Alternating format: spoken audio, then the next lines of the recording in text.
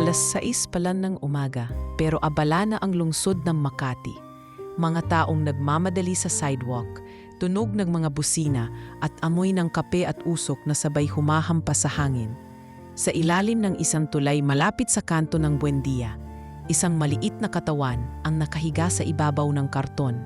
Maputik ang suot at ang lumang jacket ay may butas sa siko.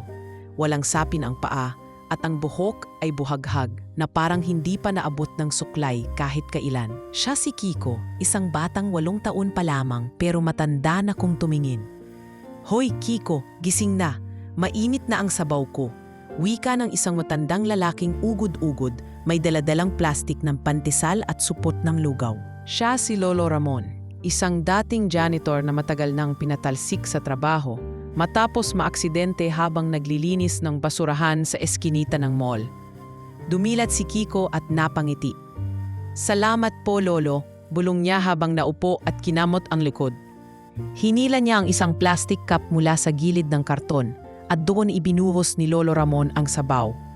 "Kain ka na, at pagkatapos may sira tayong laruan na titingnan sa gilid ng ukayan."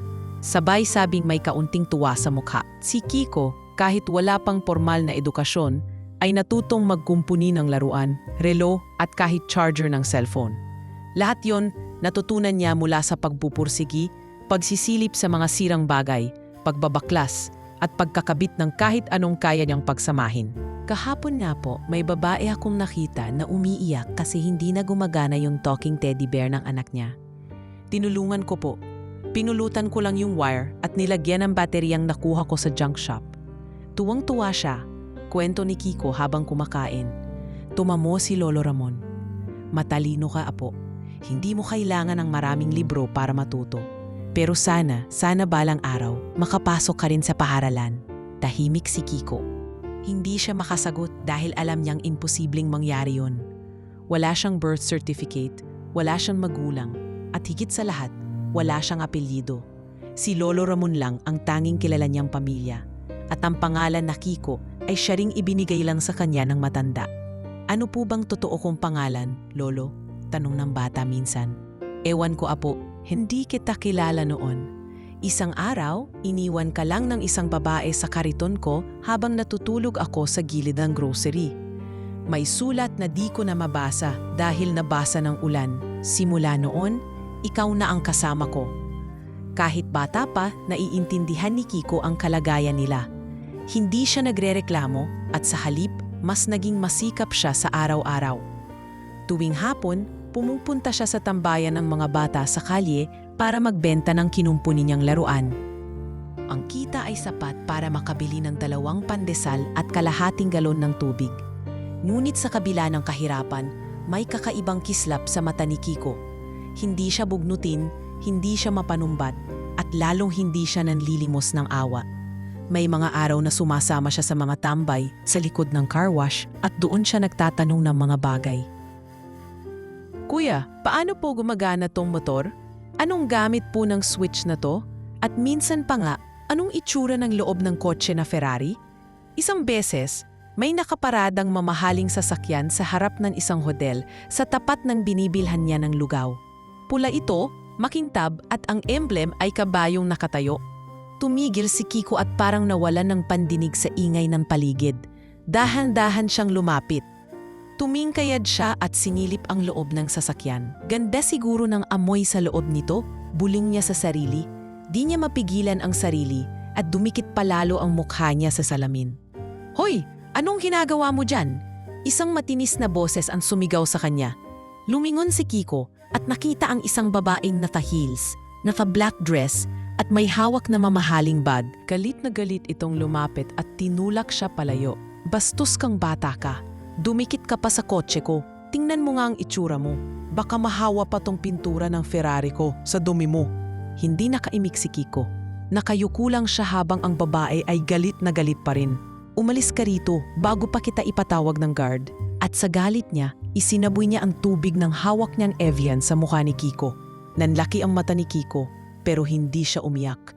Bagkus, tumalikod siya at tumakbo pabalik sa gilid ng poste kung saan siya dati nakatayo.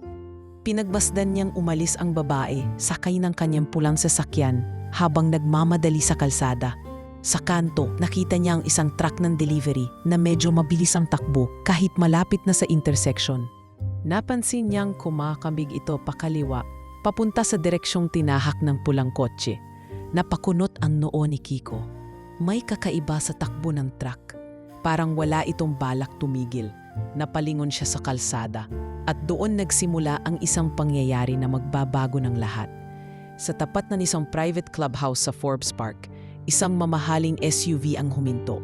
Bumukas ang pinto at bumaba si Cassandra Evangelista, ang kilalang CEO ng Clout IQ, isang tech startup na nasa likod ng ilang viral apps na ginagamit ng mga kabataan. Suot niya ang isang designer white pantsuit na halos kasing silaw ng kanyang pearl necklace at ang pulang lubutan heels niya ay mas mahal pa kaysa sa sweldo ng isang bank manager. Wala siyang bahid ng pagod sa mukha. Ang bawat galaw niya ay kontrolado, elegante at may kumpiyansa. Lahat ng makakita sa kanya ay napapalingon, hindi lang dahil maganda siya, kundi dahil sa presensya niyang parang sinasabing, "Ako ang may-ari ng kwarto kahit hindi ako ang naunang dumating." Miss Cassandra Nam, bati ng doorman habang binubuksan ang malaking pintuan ng clubhouse. Hindi na siya ngumiti, tumingin lang siya saglit, tumango at dumiretso sa loob kung saan may ginaganap na brunch para sa mga kilalang negosyante, influencer at politiko. May ilan nagbigay ng fake smile sa kanya pero mas marami ang lumapit para lang makapagpa-picture o makipaggamay. Sanay na siya sa ganito, ang atensyon, ang pagpapanggap ng iba at ang tahimik na kompetisyon sa pagitan ng mga babae kung sino ang pinakaperpekto ang damit, alahas at kasama. "Uy Cass, you look glowing as always," bungad ni Bianca, isang dating kaklase sa exclusive high school nila. "Of course, I don't have time to look tired, unlike others." Sagot ni Cassandra sabay kindat, sabay talikod, ng bahagyang awkward silence. Mabilis din siyang umalis sa lamesan iyon at tumiretso sa bar ng event para kumuha ng fresh mimosa. Lihim siyang napangiti sa sarili. Ganun talaga siya, sharp, direct at walang panahon para sa emosyon. Simula nang iwan siya ng kanyang ina noong 9 na taong gulang siya, natutunan na niyang hindi lahat ng ngiti ay totoo at ang luha ay ginagamit lang ng mahihina. Sa kabila ng lahat ng yaman at koneksyon, may bahagi ng pagkatao ni Cassandra na nanatiling sarado. Isang pader na itinayo niya sa pagitan ng kanyang damdamin at mundo. At sa loob ng pader na yon, ang tanging layunin niya ay manatiling nasa taas. Walang aberya, walang abala, walang istorbo. Maya-maya, nagring ang kanyang phone. Si Yaya Marites ang kanyang ever-loyal assistant na tumayong ina-ina sa kanya noong kabataan. "Hello, Yaya?" Malamig na bati niya habang tinatakpan ang kabilang tenga para hindi maingay. "Anak, kumusta ka? Kumain ka na ba?" "Napanood ko sa news yung bagong app niyo. Ang ganda ng feature na yung AI nagsusulat ng essay. Gagamitin ko nga yan para sa pamangkin kong nag-aaral." "Yaya, I'm at an event. I'll call you later. Please don't call me during business hours." Mabilis niyang sagot at pinutol ang tawag. Hindi siya masamang tao. Hindi rin siya mapagmalupit. Pero para kay Cassandra, ang pagiging profesional ay hindi dapat tinatabla ng personal na drama. Lahat ng bagay ay kailangang kontrolado, kalkulado, at eleganteng nakapaloob sa kanyang schedule. Pagkatapos ng event, umakyat siya sa rooftop parking kung saan nakaigil ang kanyang pulang Ferrari 488 Spider. Doon niya gustong magpahinga habang nagre-review ng mga investment reports. Umupo siya sa loob, nilagay ang iPad sa passenger seat at nagsimula ng magbasa.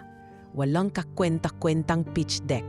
Bulong niya sa sarili habang binabasa ang proposal ng isang startup na naghahanap ng seed funding.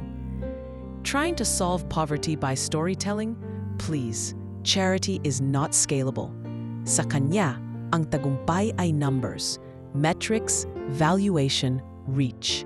Hindi niya problema kung bakit may mga batang palaboy. Hindi niya rin inaalintana kung bakit may mga nanlilimos. Para sa kanya, sila ang resulta ng maling desisyon at hindi niya obligasyon ang magbuhat ng mga taong hindi nagtrabaho para makaahon. Maya-mayai, tumingin siya sa kanyang relos. Isang custom Rolex, 12 minutes late na yung driver ko. Bulong niya habang inilalagay na ang seatbelt para magmaneho na lang pabalik sa kondo. Ngunit bago pa siya makaalis, napansin niyang may bata sa gilid ng sasakyan. Dumikit ito at tumingin sa loob ng kanyang Ferrari. "Anong ginagawa mo dyan? Hoy!" Sigaw niya habang binubuksan ang pinto at bumababa. Nakita niya ang batang gusgusin. Manipis ang katawan, putik-putik ang kasuotan, at parang galing sa ilalim ng estero. "Tumingin lang po ako, ate. Ang ganda kasi ng loob." "Huwag mo akong tatawaging ate." Sigaw niya habang tinutulak palayo ang bata. "Ang kapal ng mukha mong dumikit sa kotse ko. Alam mo ba kung magkano tong pintura niyan, ha? Baka magkaamoy putik tong Ferrari ko sa baho mo." Tahimik lang ang bata. Nanginginig ito at kitang-kita ang paggalito at hiya sa kanyang mukha. Pero di pa tapos si Cassandra. Mula sa kanyang mamahaling tumbler na gawa pa sa Italy, isinaboy niya ang natitirang tubig sa mukha ng bata. "Ayan, para lumamig ang ulo mo." Walang imik ang bata. Tiningnan lang siya nito. Hindi galit, kundi may kakaibang titig. Hindi nakakaawa, hindi nananakot. Para bang may alam ito na hindi niya alam. "Tumakbo ka na bago pa kita ipatawag sa guard." Matigas na dagdag ni Cassandra habang isigasara na ang pinto ng kotse. Sinimulan niyang paandarin ang makina at ilang segundo pa ay umalis na siya sa parking lot. Bumagal ang tibok ng kanyang puso. Hindi dahil sa guilt, kundi dahil na bad trip siya. Nabahiran ang kanyang pertektong araw ng isang eksenang hindi dapat nangyari. Habang binabaybay niya ang makipot na daan sa gilid ng intersection, inisip niya kung paano tatanggalin ang stress na ito sa sistema niya. Marahil mamaya ay mag-o-order siya ng wine o baka mag-book ng massage. Isa lang ang sigurado, ayaw na ayaw niyang naaantala ng mga taong wala sa level niya. Pero hindi niya alam, ilang kanto pa lang ang layo niya sa batang sinigawan niya. Magbabago ang lahat. Mainit na ang sikat ng araw at lalo pa itong sumasalamin sa makinang na hood ng pulang Ferrari habang binabaybay ni Cassandra ang makitid na daan sa gilid ng JP Rizal. Habang nakaabang sa traffic light na naka-red pa, abala siya sa rearview mirror, tinatansya ang kilay niya gamit ang isang maliit na brush. Kumakanta pa siya ng mahina habang inaayos ang sarili, parang walang anumang bigat sa mundo. Sa gilid naman ng kalsada, nakasilong sa poste si Kiko. Basang-basa pa rin ang damit niya mula sa tubig na isinaboy ng mayamang babae. Ilang minuto lang ang nakalipas. Ang puso niya ay hindi galit, kundi puno ng tanong. Bakit may mga taong hindi marunong makinig? Akala niya'y tapos na ang araw, pero may kutob siya. Isang pakiramdam na para bang may hindi magandang mangyayari. Tumayo siya, tumingin sa kalsada at napansin ang isang truck ng delivery ng mga soft drinks na pababa sa kanto. Mabilis ang andar nito. Masyadong mabilis. Mula sa distansya niya, kita niya ang driver, pulang-pula ang mukha at nagpapanik habang pinipisil ng paulit-ulit ang preno. Wala na yatang preno to, napalunok si Kiko. Nakita niya kung saan papunta ang truck. Doon mismo sa pulang kotse ng babaeng sinigawan siya. "Ate!" Sigaw niya, pero hindi siya marinig sa ingay ng sasakyan at mas lalo sa kulob na mundo ng air-conditioned Ferrari. Napakilos si Kiko, parang may humila sa katawan niya na hindi na niya kontrolado. Tumakbo siya sa gitna ng kalsada. Mabilis, hindi iniinda ang mga businang umaalingaw-ngaw. Sa kamay niya, dala pa niya ang lumang baton na gawa sa PVC pipe, isang laruan na minsang ginaya sa mga traffic enforcer na hinahangaan niya.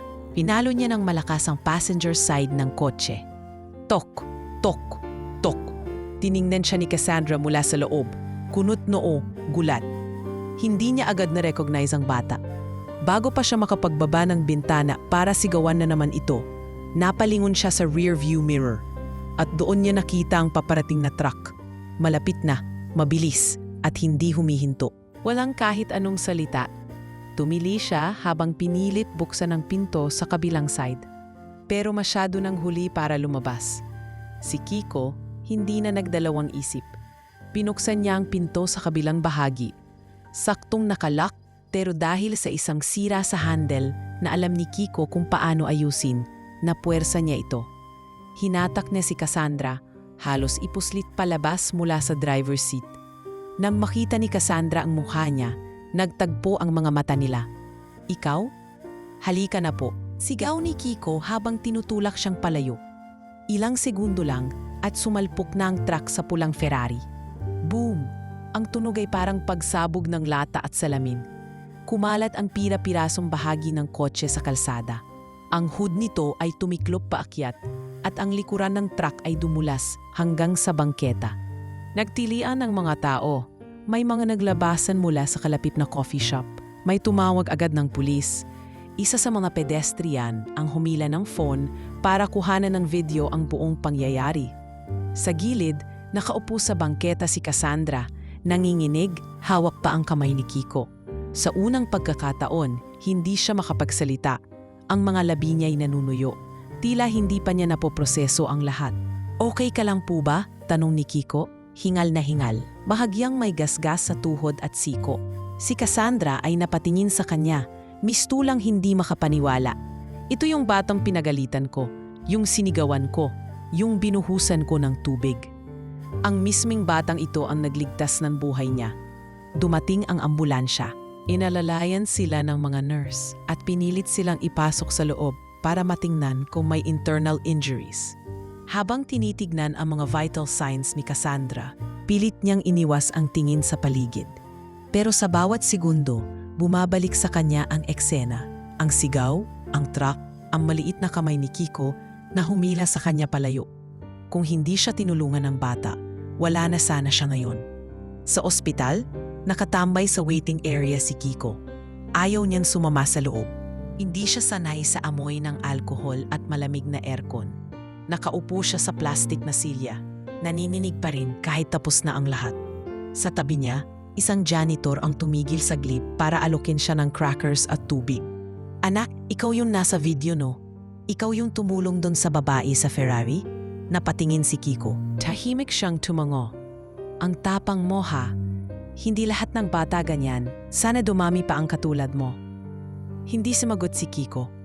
Lumingon siya sa malalaking pintuan ng emergency room. Hindi dahil sa inaasahan niya ang pasasalamat, pero parang may hinihintay siya. Hindi niya maipaliwanag. Habang pinapalitan ng nurses ang suot ni Cassandra sa ER, naririnig niya ang usapan ng mga doktor sa labas. Buti na lang na itakbo agad. Kung natamaan siya sa ulo, baka wala na. Pero minor lang ang injuries. May sumalo kasi sa kanya bago tumama ang katawan niya sa pavement. Tumingin siya sa salamin. Namutla siya sa sarili niyang refleksyon. Wala na ang makeup, basahang buhok, gusot ang blouse. Sa kauna-unahang pagkakataon sa mahabang panahon, nakita niya ang sarili. Hindi bilang CEO, hindi bilang influencer, kundi bilang tao. At sa panahong yon, ang nagligtas sa kanya ay hindi ang kanyang yaman, hindi ang kanyang security team, at lalong hindi ang kanyang status. Isa itong batang hindi niya man lang tinanong ng pangalan. Dahil sa pangyayaring iyon, hindi lang Ferrari ang nawasak, pati ang kasinungalingang matagal na niyang inakalang totoo, na siya ang may kontrol sa lahat. Pero ngayong gabing ito, malinaw sa kanya, may mga bagay na hindi niya kayang bilhin. At sa pagkakataong iyon, utang niya ang kanyang buhay sa isang batang hindi niya man lang tinanong kung gutom ba ito. Magdamag na naging balita sa lahat ng social media platform ang aksidente ng isang Ferrari na nasalpok ng delivery truck sa Makati. Mabilis na kumalat ang video na kuha mula sa dashcam ng isang motorista. Isang batang lalaki na sumugod sa gitna ng kalsada. Pinupok ang kotse at humila sa babaeng nasa loob bago ang pagbangga. May ilang video rin mula sa CCTV ng isang kalapit na coffee shop kung saan makikita ang buong insidente mula sa padlapit ng bata, ang galit na reaksyon ng babae at ang eksaktong sandali ng pagsalba. Nag-viral ang hashtag na #BatangBayani sa loob ng ilang oras. Libo-libo na ang likes, shares at komento mula sa netizens. Yung sinigawan mo, siya pa ang nagligtas sa'yo. Hindi mo kailangan ng Ferrari para maging hero. Sino siya? Sino ang batang ito? Kailangan siyang hanapin at tulungan. Habang lumalaki ang usapin sa social media, si Cassandra ay nanatiling tahimik. Sa loob ng kanyang hospital room, balot ng puting bedsheets at mga medikal na makina, nakahiga siya at nakatingin lang sa kisame. Walang cellphone sa tabi niya, walang iPad, walang alahas. Kahit ang mga kuko niyang palaging manicured, ngayon ay may bakas na dugo at alikabok. Bumukas ang punto, pumasok si Renz, ang kanyang PR head at matagal na ring kaibigan mula pa sa college. Grabe Cass, sikat ka na naman, pero hindi sa paraang gusto mo, ani Renz habang tinatanggal ang face mask niya. Humugot siya ng malalim na hininga bago naupo sa tabi ng kama. Anong sabi ng media? Mahina ngunit diretso ang tanong ni Cassandra. Tahimik ang kumpanya mo. Hindi pa sila naglalabas ng statement. Hinihintay ang go signal mo. Pero ang mga netizens, galit. Hindi lang dahil sa inasal mo sa bata, kundi dahil parang wala kang pakialam sa nangyari. Wala ka pa ring sinasabi, wala kang update. Hindi nila alam kung okay ka. Hindi rin nila alam kung sino ang batang iyon. Di ko pa kaya magsalita, bulong niya. Hindi ko pa rin ma-process lahat. Tiningnan siya ni Renz, medyo naawa ngunit seryoso pa rin. Cass, kailangan mong gawin to. Hindi para sa image mo, kundi dahil utang mo ang buhay mo sa batang yon. Kahit man lang pangalan niya, dapat malaman natin. Nang gabing iyon, habang mag-isang nakaipo si Cassandra sa loob ng kwarto at tahimik na pinagmamasdan ang mga sugat sa kanyang braso, unti-unti siyang binalikan ng lahat. Ang bawat salita niya, ang pagtulak niya sa bata, ang pagdura niya sa simpleng presensya nito. Para bang lahat ng ginawa niyang mayabang ay unti-unting bumabalik sa kanya, hindi bilang alaala, kundi bilang parusa. Kinuha niya ang remote at binuksan ang TV. Sakto namang news special ang palabas, isang coverage tungkol sa batang bayani ng Makati. Nasa pangangalaga na ngayon ng isang matandang lalaki na kinilalang si Ramon Bagani, isang dating janitor na umampon sa bata. Ayon sa ulat, wala pa ring pagkakakilanlan ang bata. Wala siyang birth certificate at hindi rin niya alam ang tunay niyang pangalan. Sa kabila ng murang edad, natuto siyang magkumpuni ng mga sirang gamit upang makaraos araw-araw. Hindi rin siya pumasok sa formal na paaralan. Ipinakita sa screen ang mukha ni Tico. Marumi pa rin ang damit. Pero ngayon ay nasa gilid siya ng isang ambulansya, hawak ang supot ng biskit na ibinigay ng isang nurse. Tahimik siya, parang hindi sanay na pinapansin. Napakapit si Cassandra sa remote. Hindi niya napigilang mapaluha. Hindi ito dahil sa awa, kundi dahil sa hiya. Sa wakas, naramdaman niyang wala siyang karapatan. Lahat ng pagkatao niyang pinanghawakan ay gumuho sa loob lamang ng ilang minuto. At ang nagpabagsak sa kanya ay hindi isang karibal sa negosyo, kundi isang batang dumi-dumi, payat at walang apelido. Kinabukasan, maaga siyang bumangon. Hindi niya pa kayang lumakad ng maayos, pero pinilit niyang humingi ng discharge. Ikinagulat ng mga nurse at doktor, pero hindi siya nagpaawat. Saan ka pupunta? Anong ni Renz habang sinasalubong siya sa lobby ng ospital. Hahanapin ko siya, sagot ni Cassandra. Diretso ang tingin. Hindi ako makakatulog hanggat hindi ko siya personal na nakakakwentuhan. Agad siyang nagtungo sa presinto kung saan dinala si Kiko matapos ang aksidente. Ngunit pagdating niya roon, wala na ang bata. Pinauwi na raw po siya ng isang matandang kasama niya, si Mang Ramon. Ayaw pong maiwan ng bata, kaya pinayagan ng mga pulis. Wala rin po kaming contact info sa kanila, sabi ng pulis sa front desk. Hindi man lang ba sila dinala sa DSWD? Tanong ni Cassandra, bahagyang naiirita. Sinubukan po ma'am, pero tumanggi ang matanda. At dahil wala pang opisyal na reklamo, wala ring basehan para i-detain o kuhanin ng bata. Kaya pinauwi na rin. Naiwan si Cassandra sa labas ng presinto, balot ng tanong sa isipan. Saan siya hahanapin? Anong pangalan niya? Wala siyang kahit anong lead kundi ang mukha ng bata at ang hindi niya matanggap na siya mismo ang dahilan kung bakit ito baka nagtatago ngayon. Kinagabihan, sa loob ng kanyang kondo, umupo siya sa harap ng laptop. Tumitig siya sa blangkong screen ng Facebook post na sinubukan niyang buuin. Hindi ko alam ang pangalan mo. Hindi ko alam kung saan kita hahanapin. Pero kung nababasa mo ito, gusto kong malaman mo utang ko sa iyo ang buhay ko. Gusto kitang pasalamatan at gusto kong makabawi kahit sa pinakamaliit na paraan. Hindi niya tinag ang sarili. Hindi siya naglagay ng brand o logo. Wala ring hashtag. Pinost lang niya ang mensahe. Isang simpleng panalangin na sana makarating sa tamang mata, ngunit ang mundo ay maliit. At kung ang isang araw ay kayang magwasak ng Ferrari, maaari rin itong baguhin ang puso ng isang taong matagal nang hindi marunong tumingin sa ibaba. Isang linggo matapos ang insidente, hindi pa rin natatapos ang usapin sa social media. Hindi lang basta trending ang kwento, isa na itong pambansang diskusyon. Pinag-uusapan ito sa mga news segment, radio interviews, at pati sa mga online forums. Ang video kung saan sinigawan ni Cassandra ang batang gusgusin at ang sumunod na eksenang iniligtas siya nito mula sa kamatayan ay umabot na sa mahigit 22 milyong views sa Facebook at halos doble pa niyon sa TikTok at YouTube.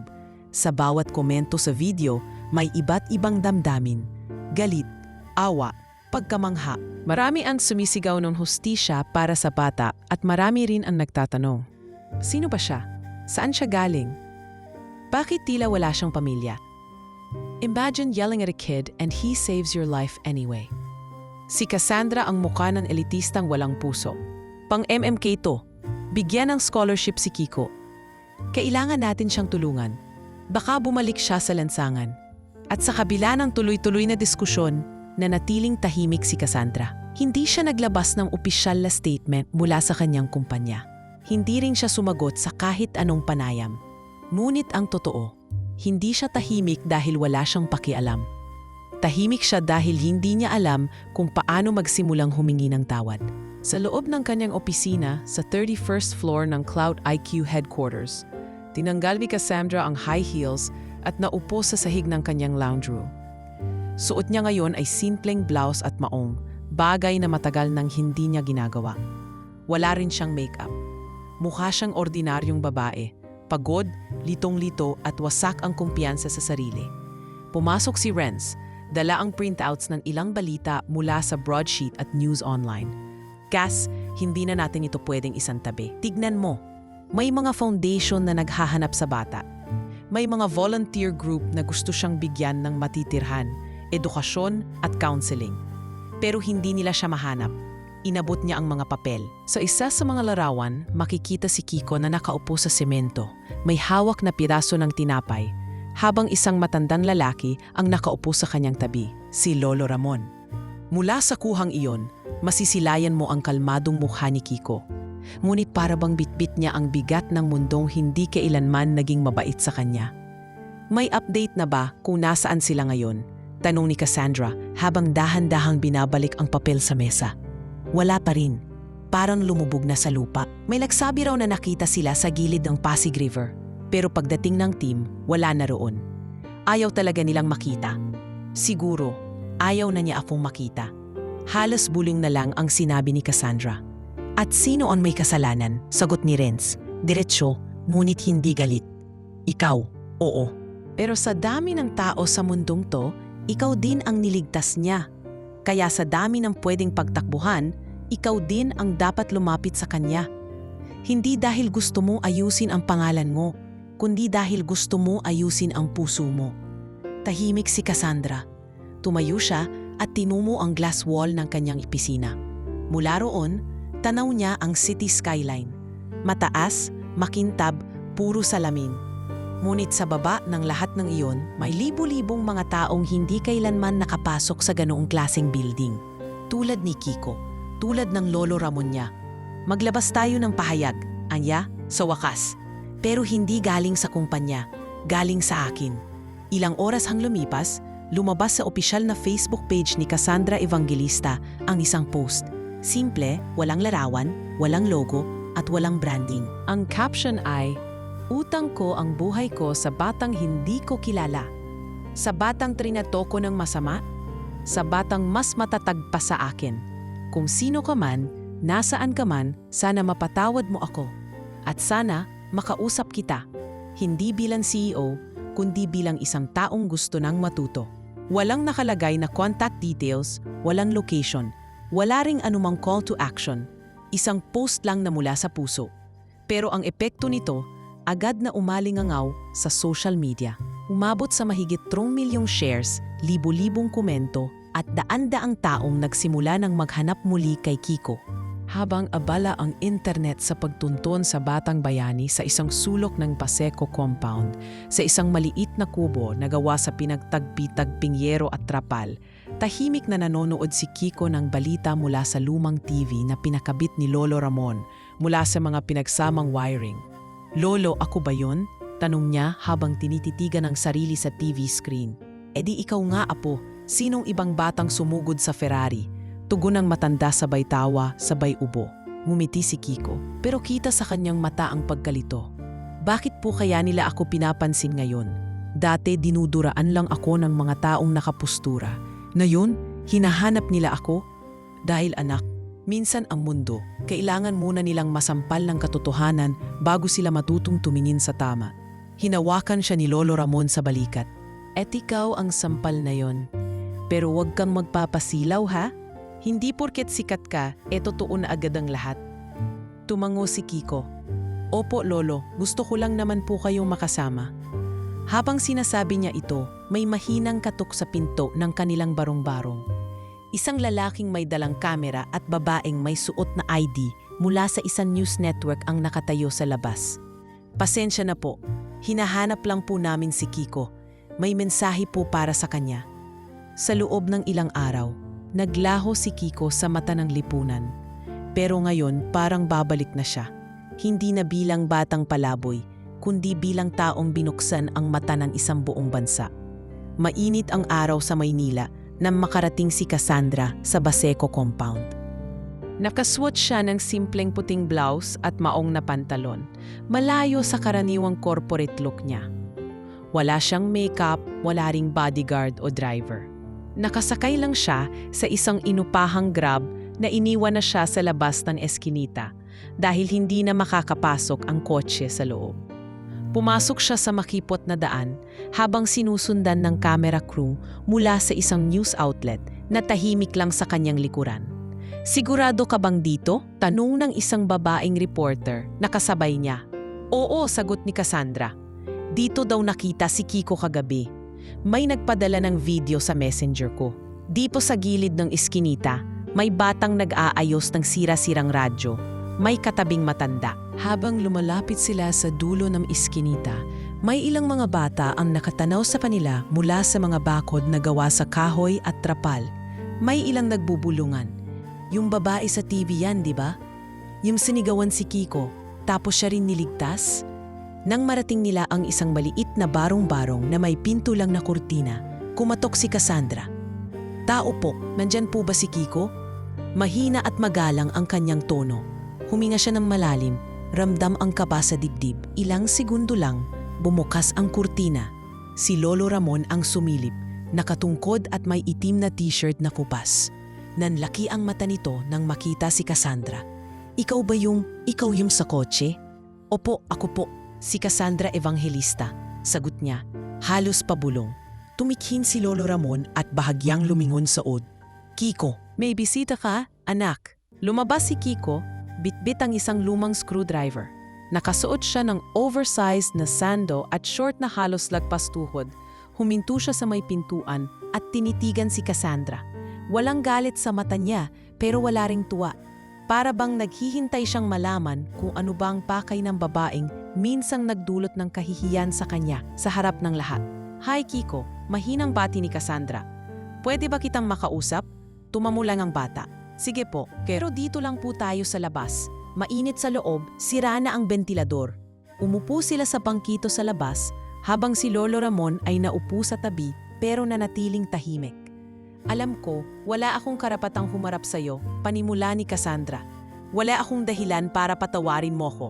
Sinigawan kita, tinulak." Inuraan halos. "Wala akong ginawang tama, pero gusto ko sanang sabihin, salamat." Tumingin si Kiko sa kanya, tapos yumuko. "Wala naman pong anuman, di ko po kayo tinulungan para may kapalit. Ginawa ko lang po kasi. Ayokong may mamatay sa harap ko. Lalo na kung kaya ko namang pigilan." Napaluha si Cassandra. "Hindi mo ba ako kinamuhian? Hindi mo ba ako galit?" "Galit po ako nung una.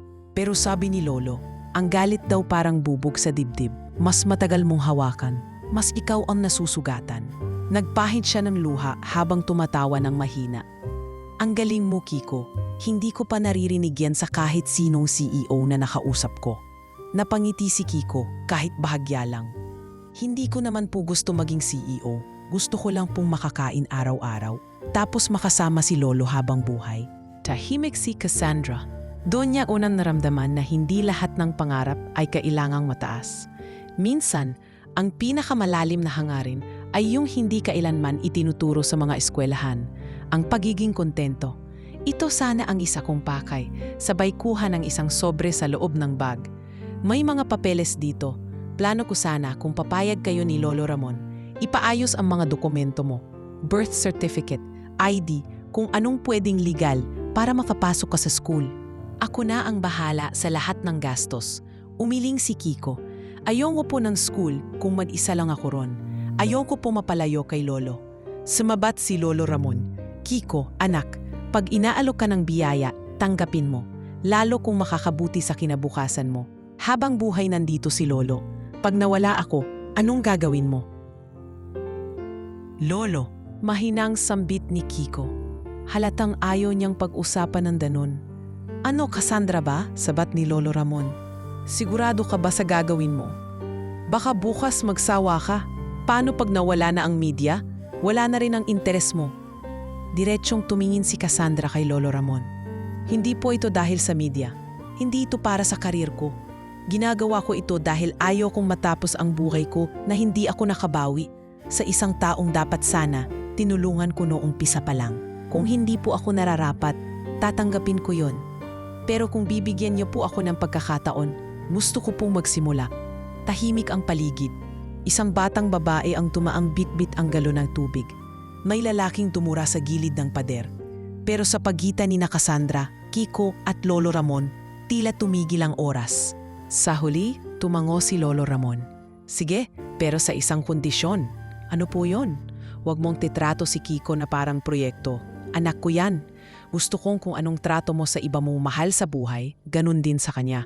Walang espesyal, walang palamuti, basta totoo. Tumango si Cassandra. Oo po, pangako.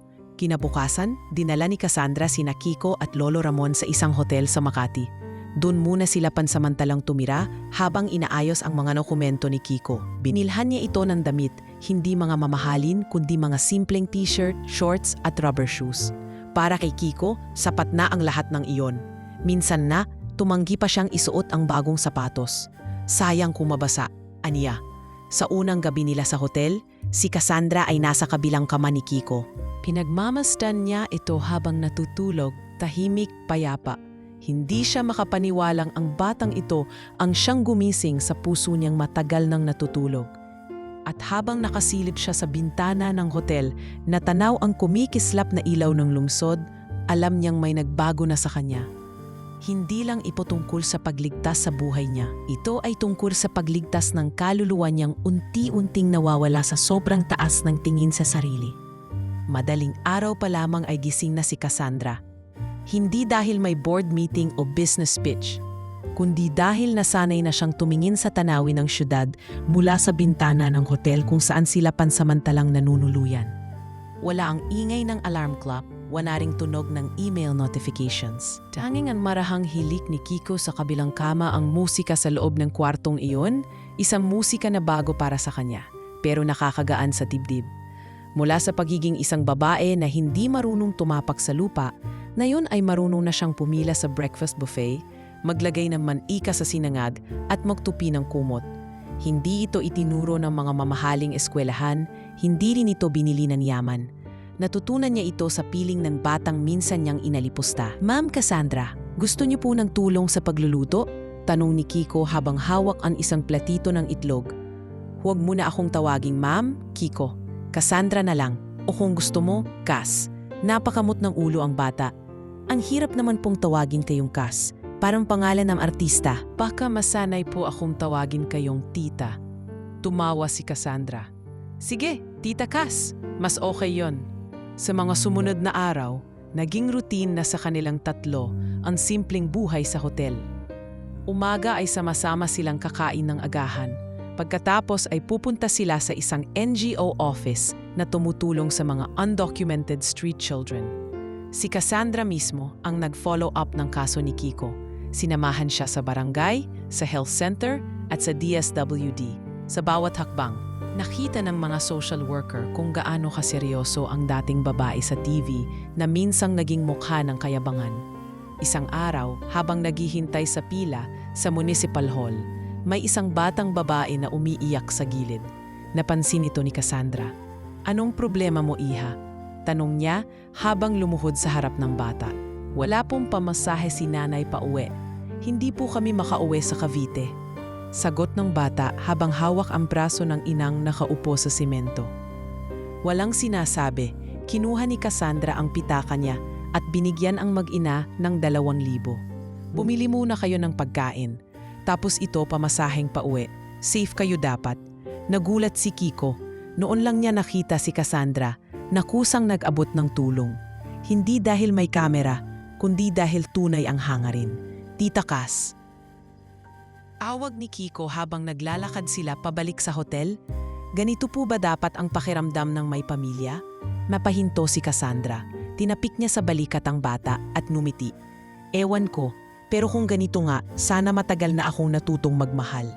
Makalipas ang 2 linggo, dumalaw ang therapist ni Cassandra na si Dr. Armand sa hotel. Hindi upang magsagawa ng session, kundi upang kamustahin ang dating kliyente na halos hindi nagpapakita ng emosyon dati. "Napansin ko lang, Cassandra, parang iba ka na," sambit ng doktor habang umiinom ng kape. "Iba na nga siguro ako, kasi ngayon, hindi na ako natatakot malugmok.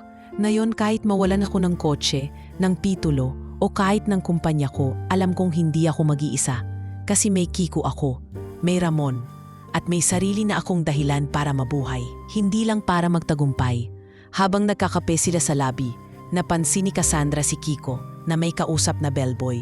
Nakangiti siya habang tinuturo kung paano ayusin ang sirang remote ng telebisyon sa isang kwarto. Kahit hindi siya empleyado ng hotel, parang bahagi na siya ng komunidad. Ang batang dating tinutulak palayo ng lipunan, ngayon ay kinikilala na sa bawat galaw. Sa mga panahong iyon, hindi rin nagkulang si Cassandra sa pakikipag-usap kay Lolo Ramon. Kahit humihina na ang katawan nito, may kabutihan at kabiruan pa rin sa kanyang mga kwento. Minsan ay nagkukwento ito ng kabataan niya, ng panahong janitor pa siya sa mall, ng babaeng minsang minahal niya at iniwang buntis. "Baka ikaw na ang ama ni Cassandra, Lolo." Biro ni Kiko minsan. Kung anak ko yan, mas mataray yan kaysa sa nanay mong artista sa radyo." Sabay tawa ni Ramon habang umuubo. Sa kabila ng tawa, ramdam ni Cassandra ang unti-unting paghina ng matanda. Kaya mas naging bukas siya sa bawat pagkakataon na makausap ito, madalas sa gabi, habang si Kiko ay natutulog. "Lolo Ramon," sambit ni Cassandra isang gabi, "pwede po ba akong humingi ng pabor?" "Ano yon, Hija?" "Gusto ko po kung sakaling dumating ang araw na hindi niyo na kayang alagaan si Kiko. Ako po ang tumuloy. Ako po ang magpapatuloy ng pangako niyo sa kanya." Tahimik si Lolo Ramon. Matagal siyang hindi sumagot. Tila iniisip kung tama ba ang nararamdaman niya. Hanggang sa huli, ngumiti ito at tumango. "Kung ganyan ka na ngayon, anak, hindi lang kita pagkakatiwalaan. Pati kaluluwa ko, ipapaubaya ko sa inyo." At doon, sa isang maliit na hotel room na may simpleng ilaw at malamig na aircon, nagsimula ang pagbubuo ng isang bago, mas tunay na pamilya. Isang babaeng dating hinahangaan lang sa social media, isang batang kuskusing minsang pinagsigawan, at isang matandang janitor na may pusong mas malinis pa sa kahit sinong may PhD. Hindi ito kwentong pang fairy tale. Wala itong magic wand o biglaang kabayaran ng karma, pero ito ay isang kwento ng pagsisisi, pagkilala at pagbangon. At ang simula ng pagbabagong ito ay hindi kailanman nagmula sa kayamanan, kundi sa isang simpleng pagtingin sa kapwa bilang kapantay. Bilang tao, maagang umaga pa lang, ramdam na ang bigat ng hangin sa loob ng hotel room. Tahimik ang paligid, tila ayaw gambalain ang bawat paghinga ng matandang nakahiga sa kama. Si Lolo Ramon ay hindi na bumangon ng kusa kagabi. Kadalasan ay siya pang unang nagigising, laging may nakahandang mainit na tubig para kay Kiko at kay Cassandra, kahit hindi naman kailangan. Ngunit ngayong araw, si Kiko na mismo ang nagdala ng tubig at tinapay sa tabi ng tama ng kanyang lolo. "Lolo, gising na po," Mahinang tawag ng bata habang pinapahira ng basang bimpo ang noo ng matanda. May lugaw po tayo. Yung gusto nyo, may konting asin lang. Ngunit hindi gumalaw ang matanda. Mahina na ang paghinga nito. At ang balat ay tilang mas maputla kaysa dati. Ramdam ni Kiko na may kakaiba.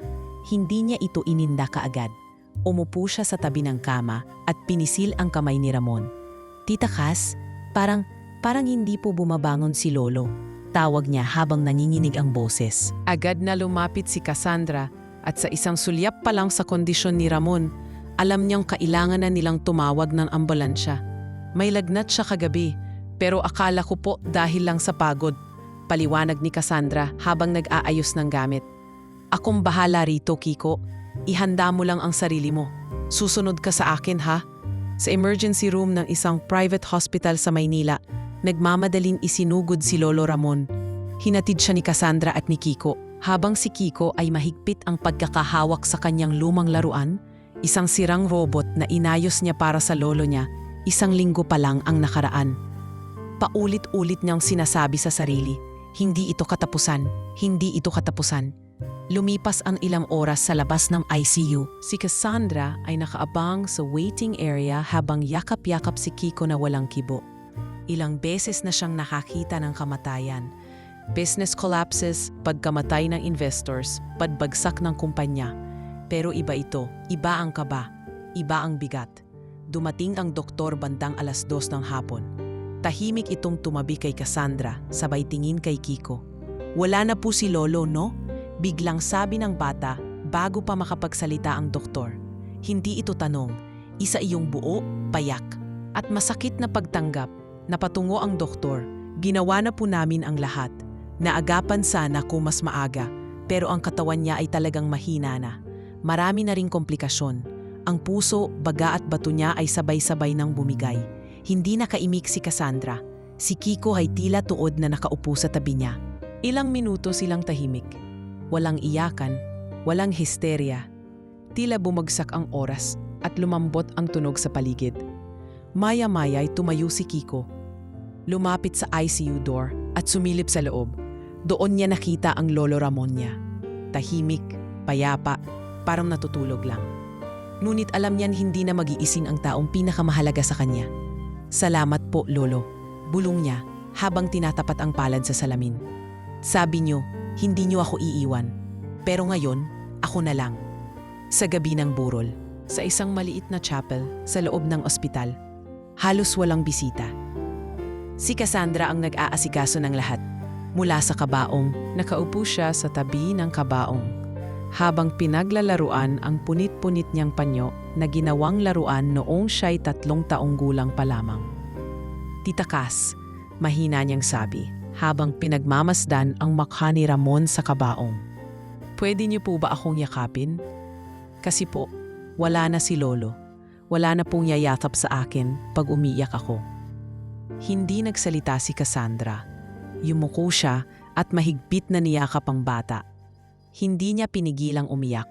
Sa unang pagkakataon, hindi siya umiwas sa bigat ng damdamin. Umiyak siya hindi bilang pagsisisi, kundi bilang pagdamay. Sa huling araw ng libing, ilang ulit pang sinabi ni Kiko na baka gumising si Lolo. Tita Cass, baka nagbibiro lang po siya. Minsan ginagawa niya yon. Minsan nagkukunwari siyang tulog, tapos biglang bubulaga. Pero wala nang pagbabalik. Inilibing si Lolo Ramon sa isang payak na sementeryo sa Antipolo. Si Kiko mismo ang nagsabit ng simpleng krus sa puntod, walang engrandeng pangalan. Isinulat lang ni Cassandra ang Ramon Bagani, isang ama sa hindi dugo. Pagbalik nila sa hotel, tahimik ang biyahe. Si Kiko ay nakasandal sa bintana, pinagmamasdan ang bawat sasakyang nadadaanan. Minsan tila sinusundan niya ang pag-ikot ng gulong, parang naghahanap ng direksyong wala sa mapa.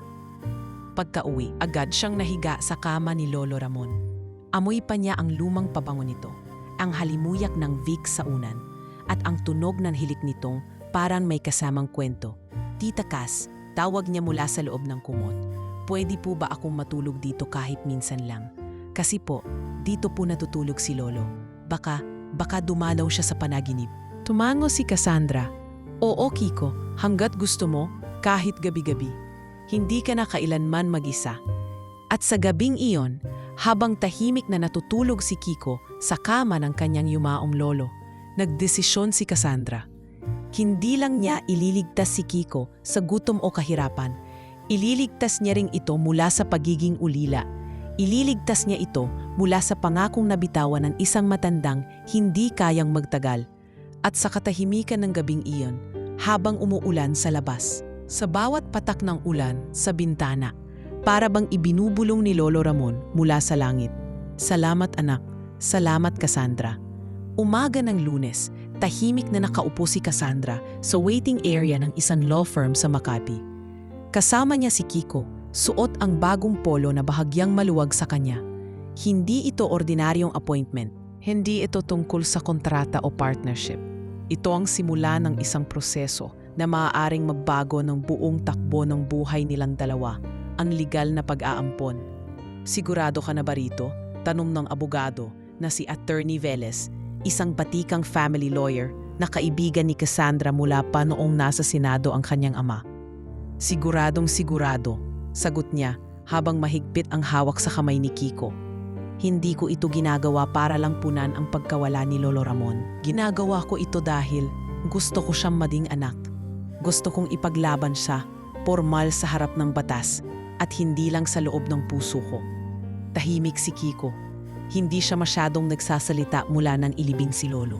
Pero sa mga simpleng kilos niya, pagsunod sa bawat hakbang, tahimik na pagkakahawak sa kamay ni Cassandra at ang mga tingin niyang puno ng tanong at tiwala, ramdam mong handa siyang tanggapin ang bago. Ayon sa abogado, magiging mahaba at masalimuot ang proseso. Una, kailangang makuha ang affidavit of foundling ni Kiko dahil wala siyang birth certificate. Pangalawa, kailangang magkaroon ng psychological evaluation si Cassandra upang matukoy kung karapat-dapat siyang maging legal guardian. At pangatlo, kailangan ang serye ng mga hearing sa korte para aprubahan ang adoption. Sang-ayon kami sa lahat, sagot ni Cassandra. Kahit ilang buwan pa yan, kahit gaano kahirap, kakayanin namin. At nagsimula na nga ang proseso. Isang araw, nasa opisina ng DSWD sina Cassandra at Kiko para sa assessment. Dito, kinapanayam si Kiko ng isang social worker. Sa likod ng one-way mirror, pinapanood siya ni Cassandra habang nakaupo sa isang maliit na mesa, sumasagot sa mga tanong. Masaya ka ba kay Tita Cassandra? Tanong ng social worker. Opo, sagot ni Kiko. Bakit mo nasabing masaya ka? Dati po kasi kahit may lagnat ako, wala pong bumibili ng gamot para sa akin. Ngayon po, kahit masakit lang lalamunan ko, may soup agad. At saka, may yayakap sa akin bago matulog. Ang sarap po pala nun.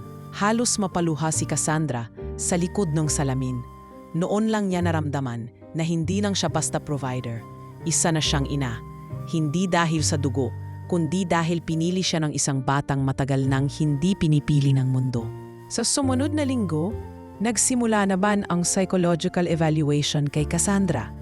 Kinapanayam siya ng isang clinical psychologist. Paano kung umalis si Kiko paglaki niya? Tanong ng psychologist. Hindi ko siya pinipigilin, hindi ako narito para kontrolin ang buhay niya. Narito ako para samahan siya hanggat gusto niyang samahan ko siya. Bakit mo siya gustong ampunin? Dahil hindi lahat ng ina ay nanganak. Minsan may ina na dumating sa buhay ng bata, hindi sa ospital, kundi sa gitna ng kalsada, sa sandaling kailangan siya. Nang matapos ang evaluation, tinawagan ni Cassandra ang ama niya, si Don Ernesto Evangelista, dating senador at negosyanteng kilala sa pagiging matigas at elitista.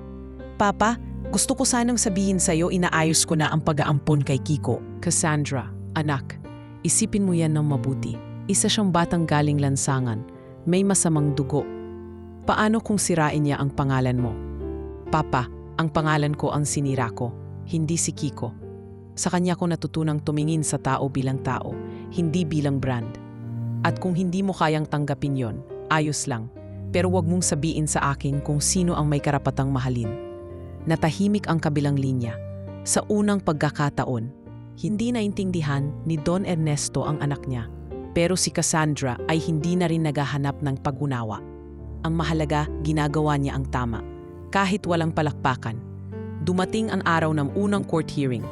Suot ni Kiko ang puting long sleeves na may vest at si Cassandra naman ay nakaitim na dress.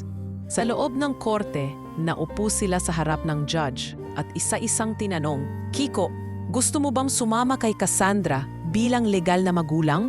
Tanong ng huwes. "Opo," mabilis niyang sagot. Siya lang po ang taong tinawag kong tita na parang totoo. Si Cassandra ay halos hindi makapagsalita.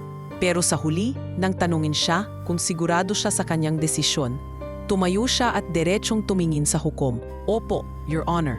Kahit ngayong araw, kahit walang papeles. Si Kiko ang anak ng puso ko at sa puso kong ito, walang ibang mas higit pa." Nagkaroon pa ng 2 hearing. Sa huli, inaprubahan ng korte ang adoption at nang formal nang ibinigay kay Cassandra ang adoption papers, tinanggap niya ito ng may luha sa mata. Tita Cass, mahina pero masaya ang boses ni Kiko habang hawak ang papel. "Evangelista na po ako." "Oo anak, Francisco Ramon Evangelista, galing kay Lolo Ramon. At pinili mong pangalan, simula ngayon ikaw na yan."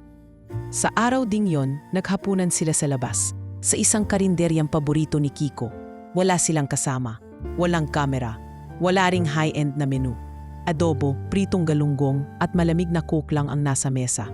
Ngunit sa gitna ng simpleng kainan, isang bagong pamilya ang binuo.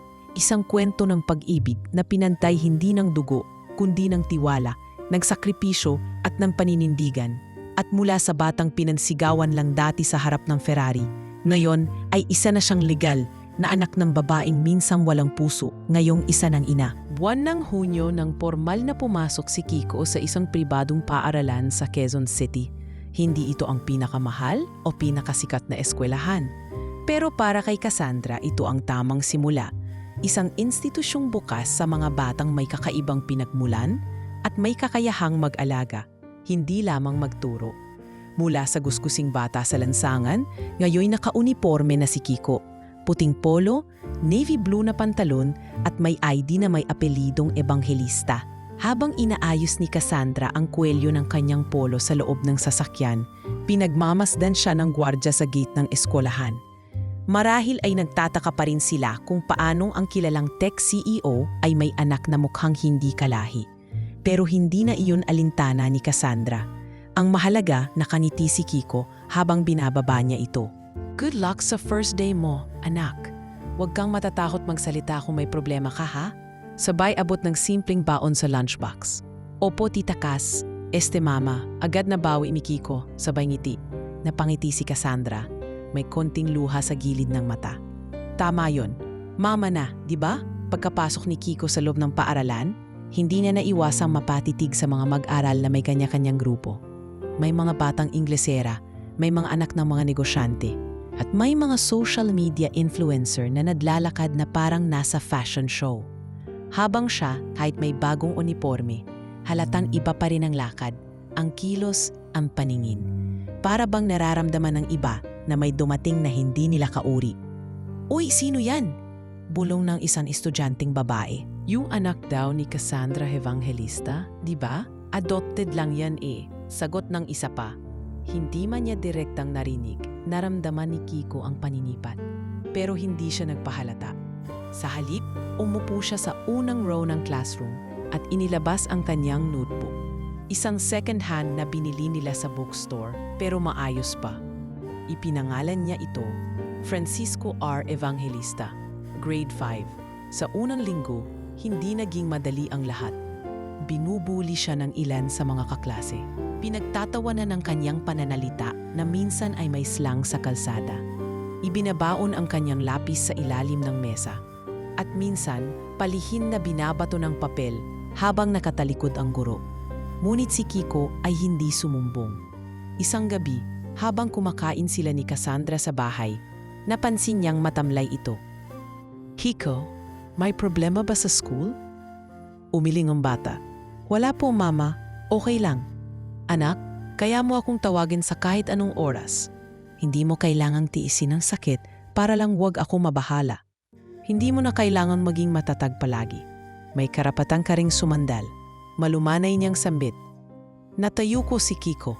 Sa unang pagkakataon, Pumatak ang luha sa mata niya habang kumakain. Binubuli po ako, Mama, kasi raw, ampun lang daw ako. Hindi daw talaga ako evangelista. Hindi sumagot si Cassandra.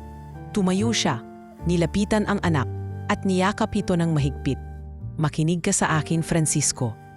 Pulong niya habang hinahaplos ang buhok ng bata. Hindi ang apelido ang bumubuo sa isang tao. Pero kung kailangan nilang makita ang papel para maniwala, hawak ko ang birth certificate mo. Hawak ko ang court order ng adoption. Pero higit sa lahat, hawak ko ang puso mo. At alam kong ako rin ang nasa puso mo. Kaya ikaw ang tunay na ebanghelista, kahit hindi mo yan ipilit sa kahit sino. Kinabukasan, humarap si Cassandra sa principal ng paaralan. Humingi siya ng oras upang makausap ang buong faculty, hindi para magreklamo, kundi para magpaliwanag. Ang anak ko ay hindi produkto ng sinapupunan ko, kundi ng pagpili ko. Hindi siya aksidente. Pinili ko siya at araw-araw ay pinipili kong mahalin siya. Kaya kung may estudyanteng lalapit sa akin para sabihing hindi siya totoo, ako ang unang sasagot. At kung hindi niyo kayang protektahan siya bilang institusyon, ako mismo ang hihila sa kanya palabas. At maniwala kayo, hindi siya ang talo, kundi kayong lahat. Dahil doon, nagbago ang ihip ng hangin. Hindi lahat ng bata ay biglang naging mabait kay Kiko. Pero unti-unti, may ilan nang lumapit. Isang batang nerd ang humiram ng pensil.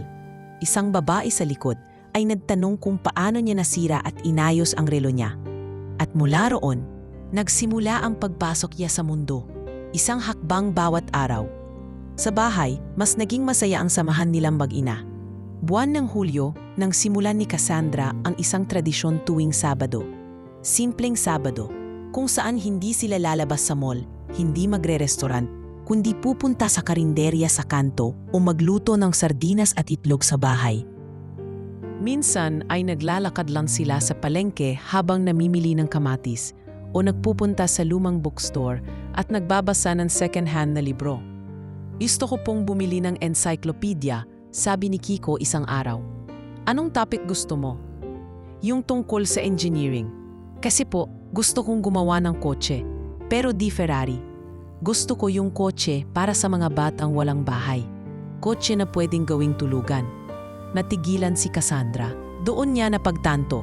Ang batang dating tinulak niya ay may pangarap na tulungan ang mga batang katulad niya noon. At sa tuwing tinitingnan niya si Kiko, hindi lang niya ito nakikitang anak. Nakikita niya rin dito ang hinaharap na mas maayos, mas may puso, at mas may saysay. Sa paglipas ng mga buwan, dumating ang birthday ni Kiko. Unang beses na ipinagdiwang sa buong buhay niya, hindi en grande. Sa simpleng function room ng apartment nila, may spaghetti, hotdog at chocolate cake. Imbitado ang ilang kaibigan sa klase, ilang kapitbahay, at ang guro niyang naging kakampi niya. Ngunit higit sa lahat, naroroon ang presensya ng isang bagong buhay. Sa gitna ng party, habang nakaupo si Kiko sa harap ng cake, tinanong siya ng isa sa mga guro, "Anong wish mo?" "Kiko?" Tumingin siya kay Cassandra. Tumingin siya sa mga kaibigan niyang nakangiti. At sabay sabing, "Hindi ko na po kailangan mag-wish. Kasi lahat ng hindi ko pinangarap, binigay na sa akin." At doon, sa gitna ng mga lobo at tawa ng bata, unti-unti nang tuluyang naging kanya ang mundong dati ay ayaw sa kanya. Buwan ng Nobyembre nang biglang dumilim ang ulap sa ibabaw ng buhay ni Cassandra. Sa loob ng isang linggo, sunod-sunod ang natanggap niyang email tungkol sa isang lumalaking issue sa kanyang kumpanya.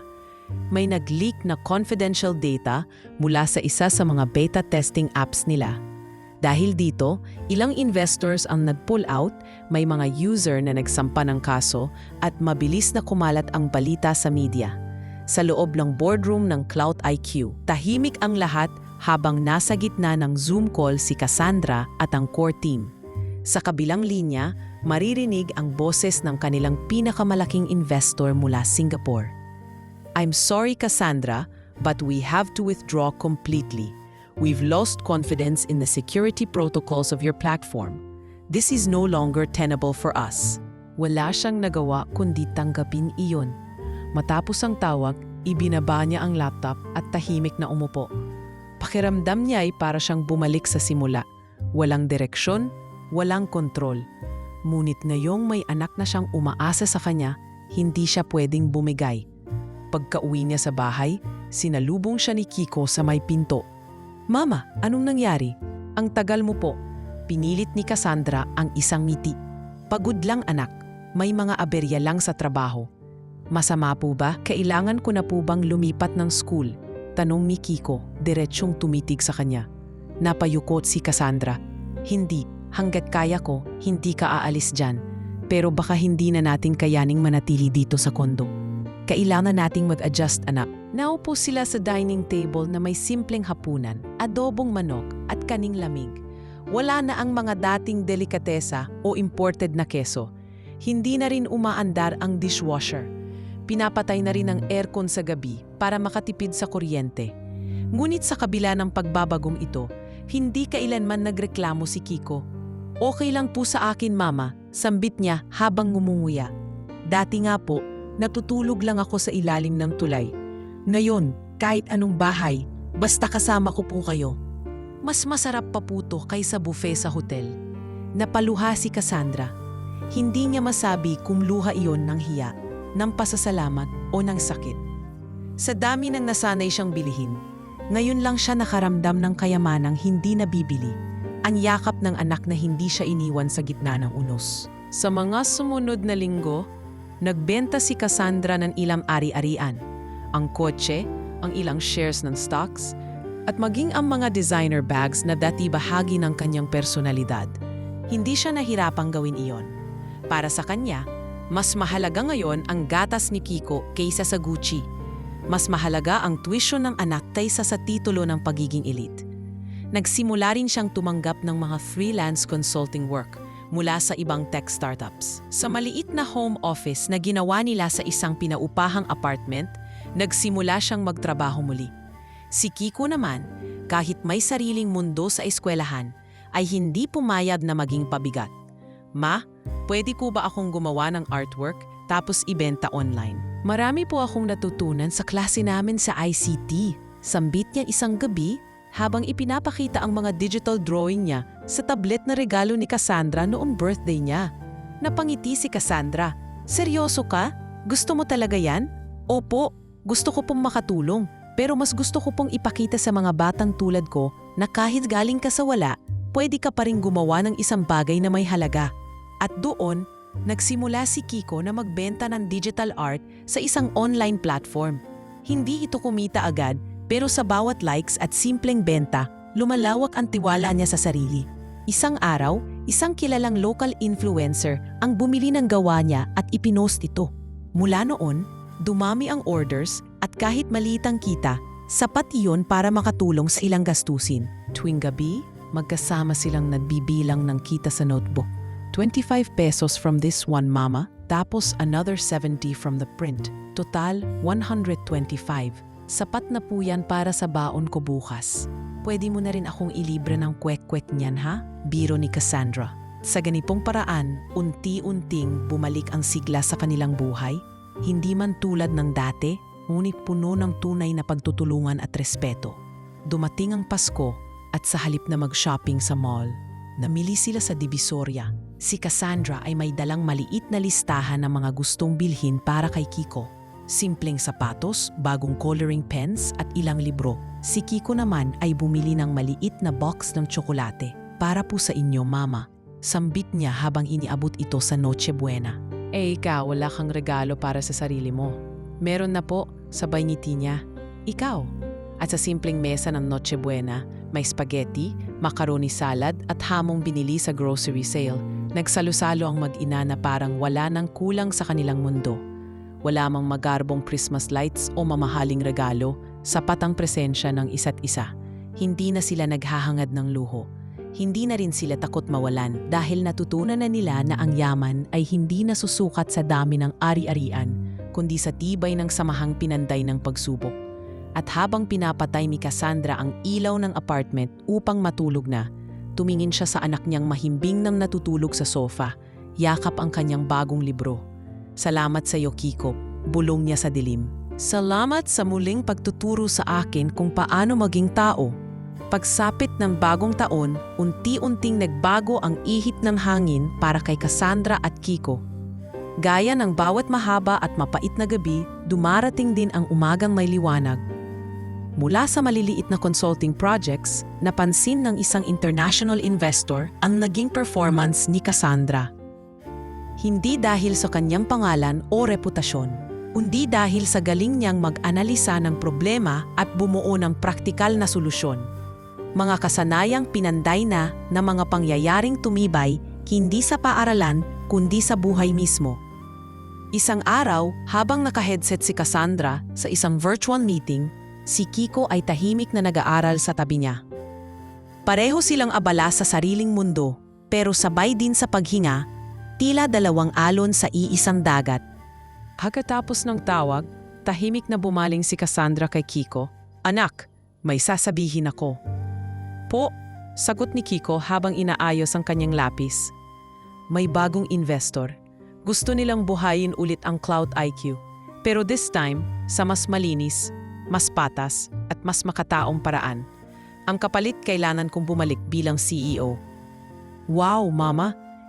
Ibig sabihin po ba, babalik tayo sa dati nating bahay?"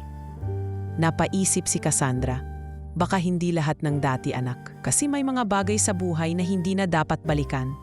Pero kung babalik man tayo sa taas, sigurado akong mas buo na tayo. Sa mga sumunod na buwan, dahan-dahan nilang inayos muli ang pundasyon ng Cloud IQ. Ngunit ngayon, hindi na ito kagaya ng dati. Wala na siyang mga vanity metrics at walang saysay na apps. Ang bago nilang produkto ay isang platform na tumutulong sa mga batang palaboy at ampunan upang makahanap ng legal aid, scholarship at mentoring programs, isang sistemang isinilang mismo sa inspirasyon ni Kiko. Pinangalanan nila itong Project Ramon bilang pag-alala sa matandang nagtaguyod kay Kiko. Minsang tinanong si Cassandra sa isang podcast interview kung bakit niya pinangalan ang bagong project sa isang taong hindi kilala ng mundo. Sumagot siya ng may titig na malalim. "Si Ramon ang dahilan kung bakit nabuhay ang batang nagligtas sa buhay ko. At sa totoo lang, siya rin ang nagligtas sa pagkatao ko. Kung hindi dahil sa kanya, baka nanatili akong bulag sa realidad. Kaya ang pangalan niya, dapat maalala."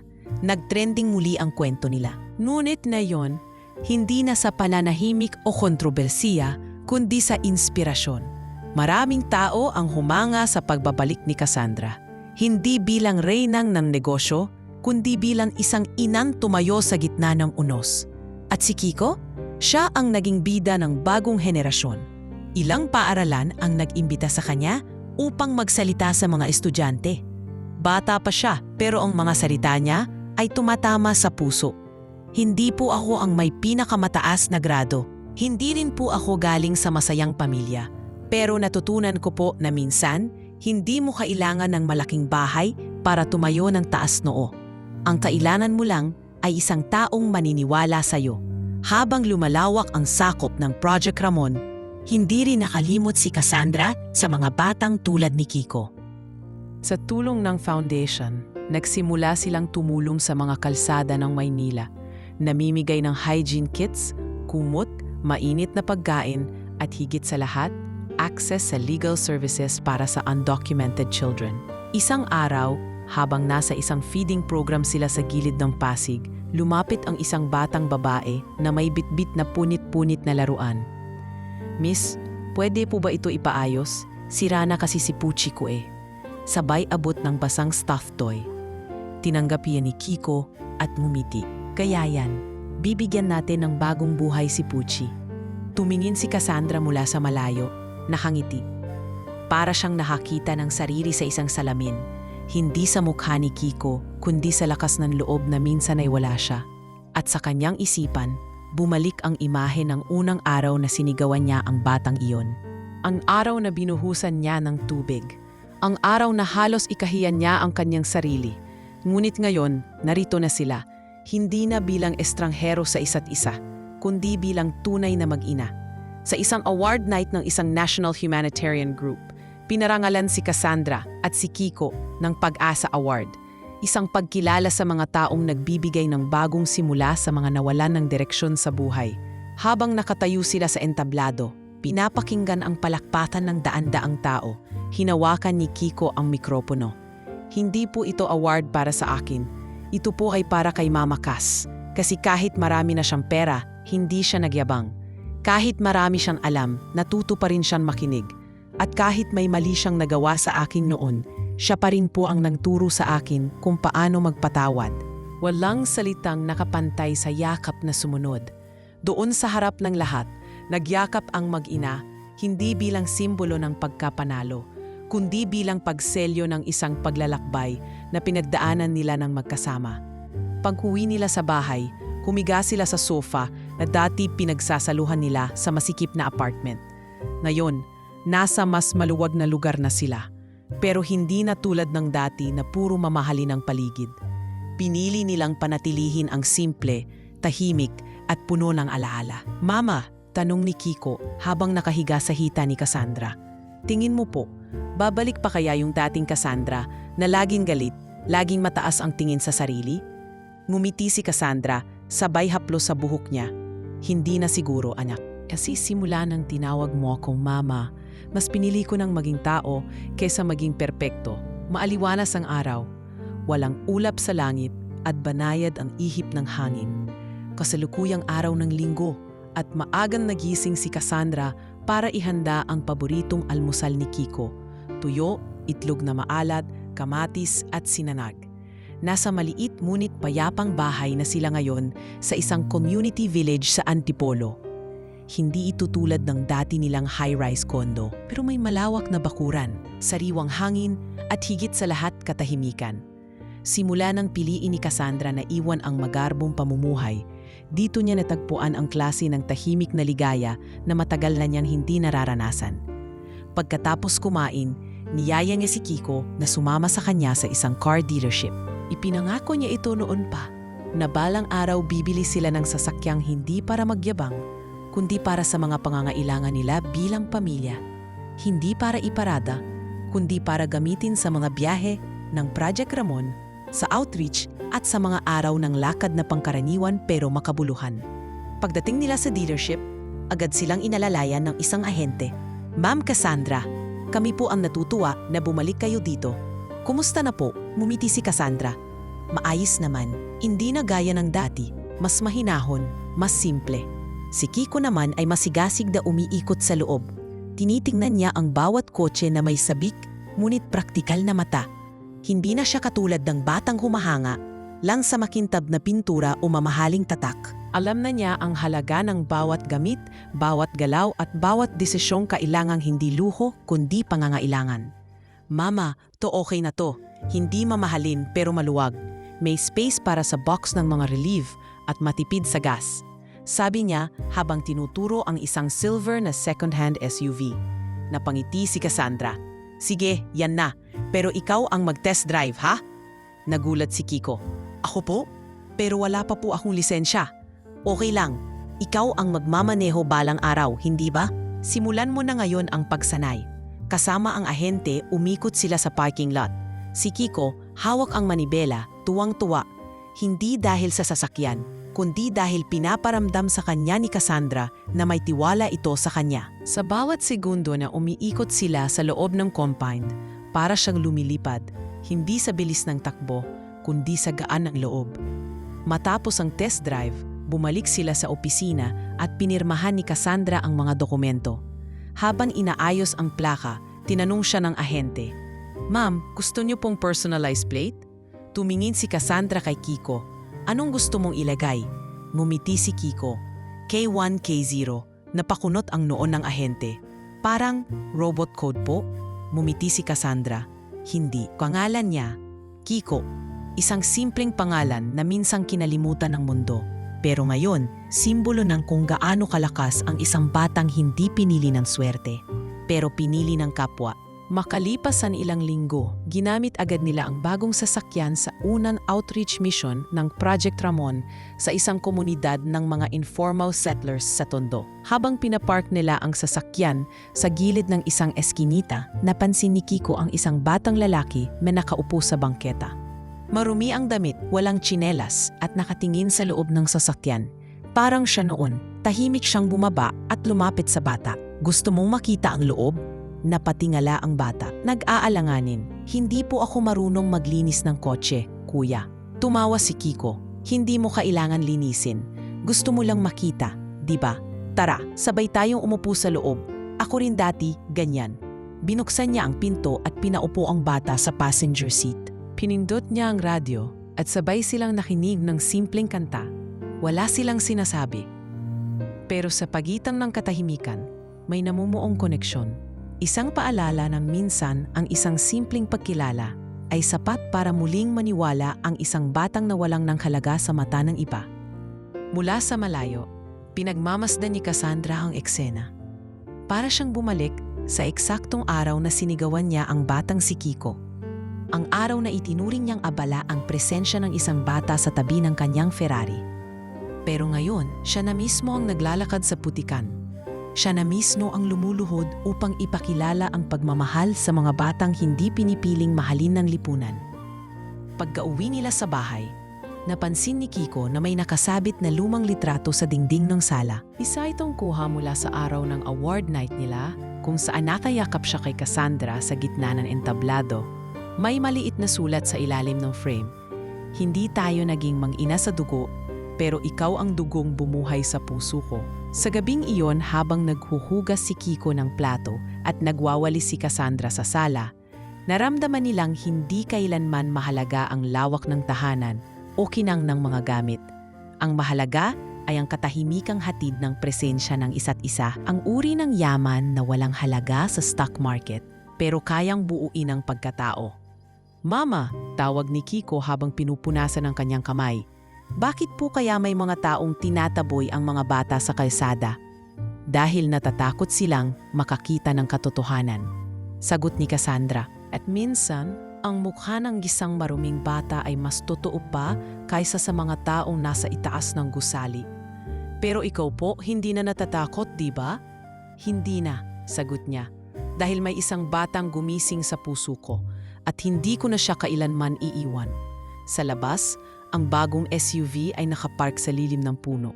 Sa likod nito, makikita ang maliit na plaka, K1K0, isang paalala hindi ng karangyaan, kundi ng pagbabagong nagsimula sa isang sigaw at nagtapos sa isang yakap.